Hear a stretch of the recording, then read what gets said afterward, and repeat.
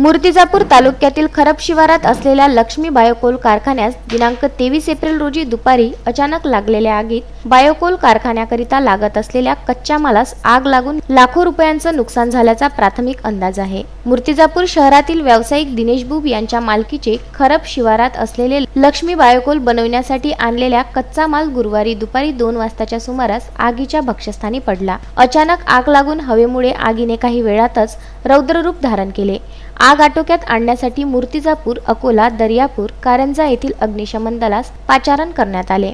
तसेच आगीची माहिती मिळताच नगर परिषदेचे मुख्याधिकारी विजय लोहकरे, शहर ठाणेदार दत्तात्रय आवाळे व महसूल विभागातील महेश नागोलकर आपल्या कर्मचाऱ्यासह घटनास्थळी दाखल झाले। आग आटोक्यात आणण्याकरिता अग्निशमन दलासह शर्थीचे प्रयत्न करून तयार असलेले कोलगट्टू व यंत्रसामग्री वाचविण्यात यश मिळवले, परंतु कोल तयार करण्यासाठी साठविण्यात आलेले कुटार संपूर्ण जळून खाक झाले।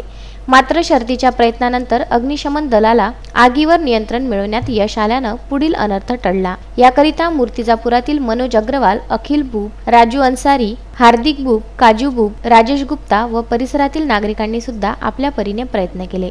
बाळासाहेब गणोरकर, विदर्भ न्यूज, मूर्तिजापूर।